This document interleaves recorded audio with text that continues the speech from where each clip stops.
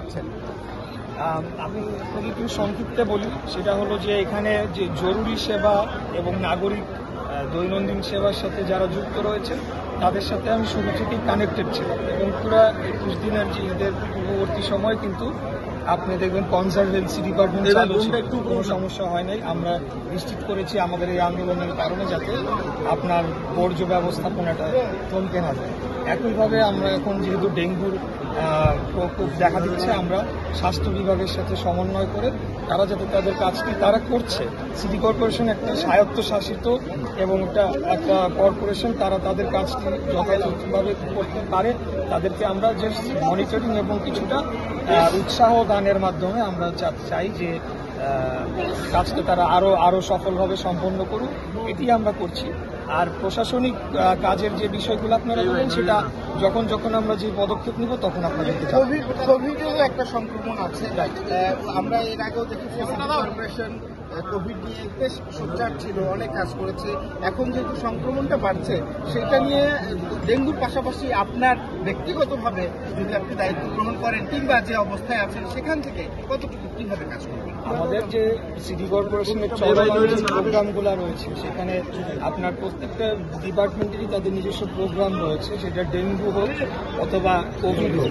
সেই প্রোগ্রামগুলো কিন্তু চলমান রয়েছে, সেগুলোকে আমরা রিভিউ করব, সেগুলোকে বেগবান করব। অতীতে কিভাবে কোথায় কোথায় ব্যর্থতা ছিল সেগুলোকে চিহ্নিত করে সেগুলা নিরসন করা, এগুলাই তো একটা সাধারণ জনপ্রতিনিধির কাজ হয়ে থাকে। জনপ্রতিনিধি চেষ্টা করে যে যারা কাজ করছে তারা যাতে সঠিকভাবে সফলভাবে করতে পারে এবং যেখানে যেখানে ল্যাকিংস আছে, গ্যাপস আছে, সেখানে তাদেরকে সাপোর্ট দেয়। এই কাজটি আমরা শুরুতে করব, তারপরে যখন প্রয়োজন হবে যে ধরনের ব্যবস্থা নেওয়ার সেটা আমরা নেব। ফাইনালি একটা পলিটিক্যাল প্রশ্ন আপনার কাছে, সেটি হচ্ছে যে প্রধান উপদেষ্টার সঙ্গে রহমান সাহেবের বৈঠক হয়েছে এবং সেখানে একটা নেগোসিয়েশন হওয়ার চান্স আছে। নির্বাচন নিয়েও একটা মধ্যস্থতা বা সময়টাকে আরও এগিয়ে নিয়ে আসার একটা সম্ভাবনা আছে। সেক্ষেত্রে আপনার এই আন্দোলনটা শেষ পর্যন্ত আপনি মেয়র পদে শপথ নেবার যে আন্দোলন আপনি করছেন সেটা চালিয়ে যাবেন? অবশ্যই, আজকে সেজন্যই তো আমরা এসে ঘোষণা দিলাম যে বিরতিহীনভাবে আমাদের এই কর্মসূচি চলমান থাকবে। সেখানে যেটা হয়েছে সেই বিষয়ে আমাদের দলীয় বক্তব্য রয়েছে, সেটা দলীয় সিনিয়র নেতৃবৃন্দরা বলতে পারবেন যে কি আলাপ আলোচনা হয়েছে।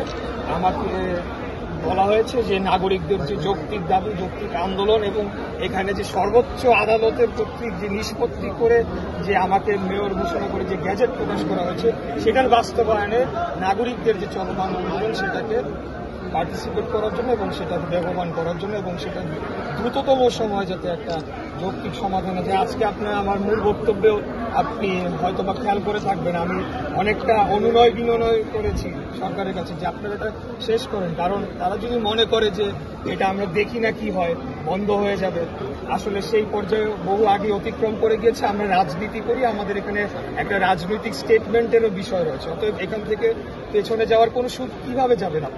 এখানে আইনি জটিলতায় তারা পড়বে। আমরা তো এনসিপি তো বলছে যে 2009 থেকে 24 পর্যন্ত সমস্ত নির্বাচনকে অবৈধ ঘোষণা করবে, সেইটা কি একটা বাধা? এনসিপি কি সরকার? এনসিপি ঘোষণা করলে কি সেটা অবৈধ হয়ে যাবে?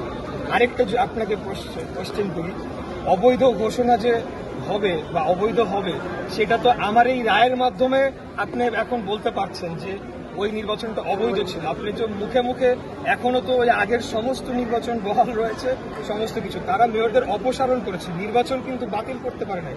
অথচ তারা ভুল প্রপাগান্ডা করছে যে এটাকে যদি তারা অ্যালাউ করে তাহলে সবগুলোকে বৈধতা দেওয়া হবে। না, উল্টা, এটাকে যদি তারা মেনে নেয় তাহলে পরে এটা এস্টাবলিশড হলে একটা দালিলিক প্রমাণ রয়ে গেল যে হাসিনার আমলের যে নির্বাচনগুলো সেখানে কারচুপি হয়েছে, ভোট ডাকাতি হয়েছে, সেগুলো অবৈধ ছিল এবং সেটা রেজাল্ট পাল্টানোর মাধ্যমে সেটাকে বৈধতা দেওয়া হয়েছে, তাই না? এটাই তো সহজ একটা হিসাব হওয়ার কথা। কিন্তু আমি মনে করি যে সর্বোপরি এখানে কিছু কিছু ব্যক্তির